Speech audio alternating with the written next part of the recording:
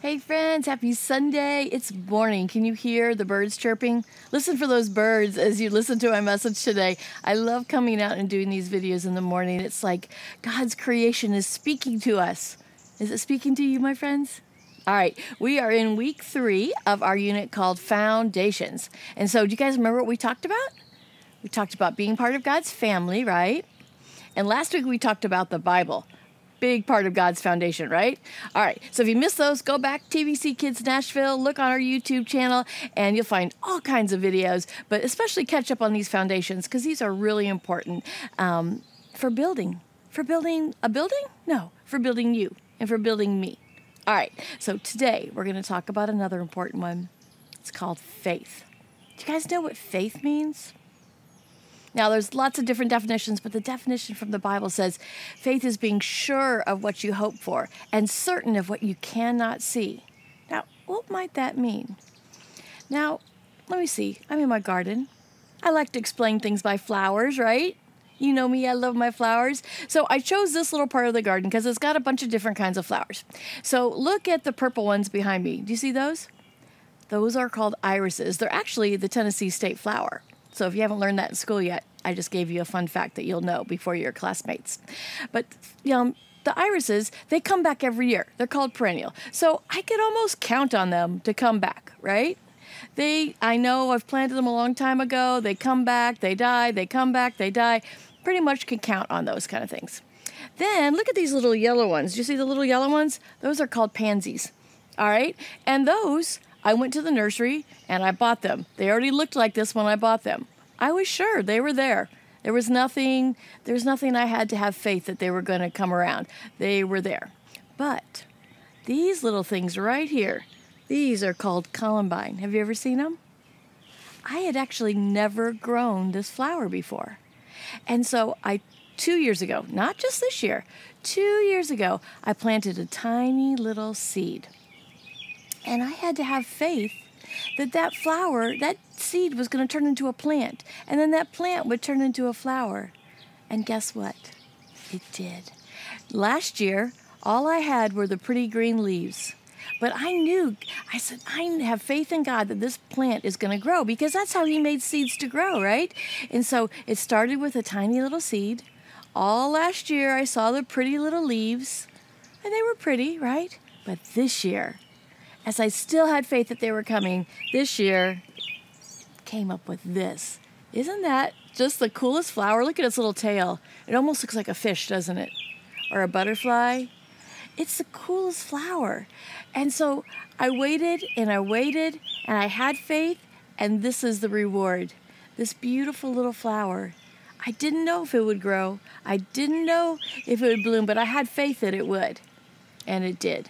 So that kind of explains faith a little bit. You know, we are so sure that God is here, that God is with us, that God will help us through every little thing. We have to have faith in Him to carry us through.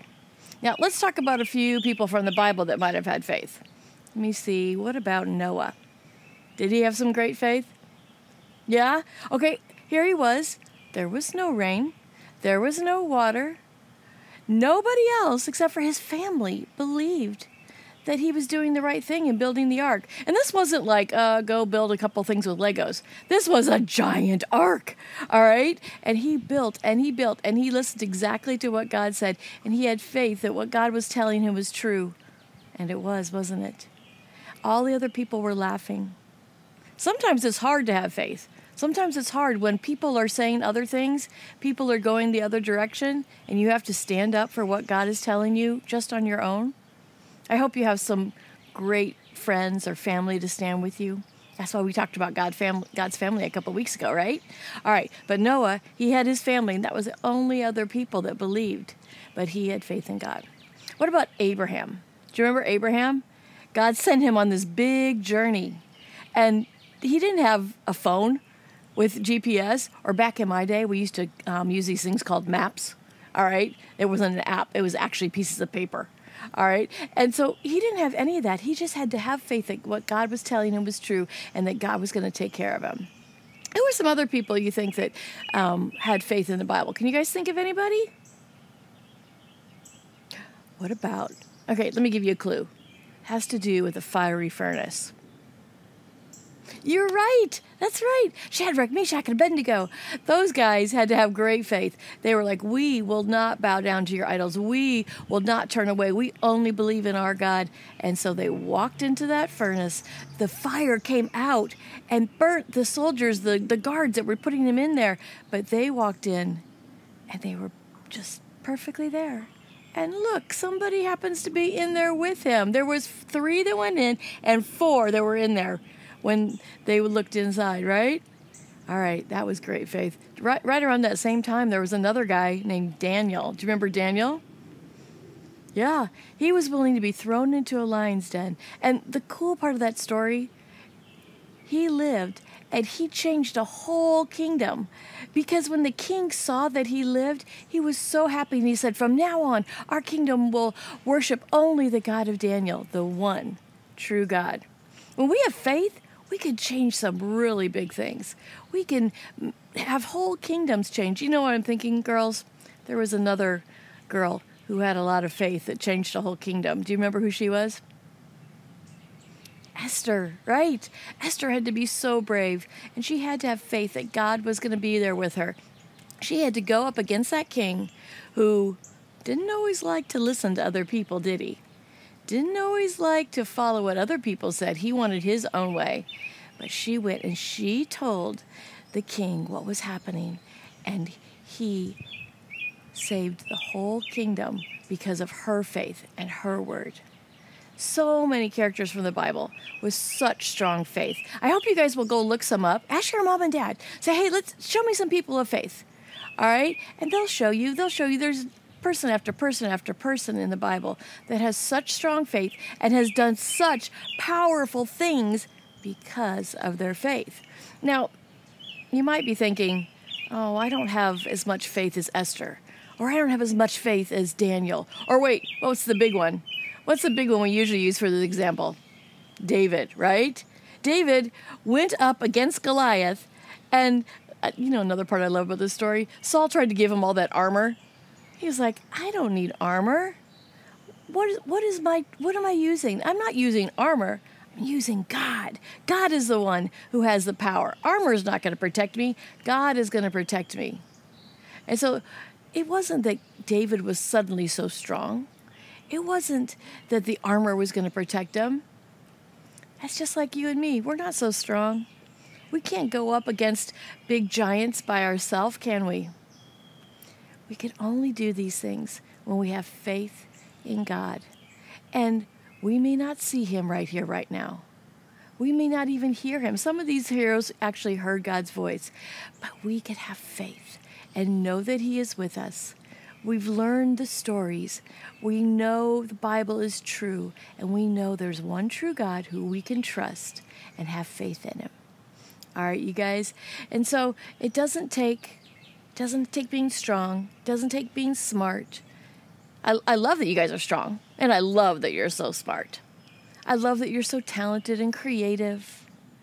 But what it takes is having faith. And the Bible says it doesn't take a big, giant faith. If you have faith as much as a tiny mustard seed. Have you ever seen a mustard seed? Here, let me show you. All right, here's a bunch of them. Can you guys see them in there? Yeah? Think about one little mustard seed. Let me see if I could hold one in my hand. They're so tiny, I may not even be able to grab one. But I got one. Can you see it now? See that tiny, tiny, tiny little mustard seed? Well, the Bible says if you and I have faith just as big as this tiny little mustard seed, we can move a mountain. All right? Why do you think he said it that way? Why do you think God put that in the Bible that way? This tiny little mustard seed, if we have just even this little bit of faith, we could do something huge. Because the mustard seed is strong? No. He chose a seed that was one of the tiniest little seeds you can find. And that was very common in those times, all right? He said, if you have faith, it's just like that tiny little mustard seed. You can move a mountain, which I would say is impossible. And it is for me. But with God, it's not. So he's showing us that if we could just have a little bit of faith in him, in the great, big God, He can do great big things through us. What do you think, guys? Do you think that you can do something big and huge for the Lord? I know you can. I will tell you, I know you can. But I hope you guys will take this and think about it. Can I do something for God today, tomorrow, in the future, in my life, when I'm 20, when I'm 30, when I'm 40, when I'm 50? Can I do big things of God? And can I do them because I have faith? Yes. Can I do them without faith? Probably not. This is one week-old woman sitting before you. But with God, I can be strong. All right, you guys, go do big things for Lord. Have faith in Him today. Know that He loves you, and I love you so very much too, and I'll see you next week.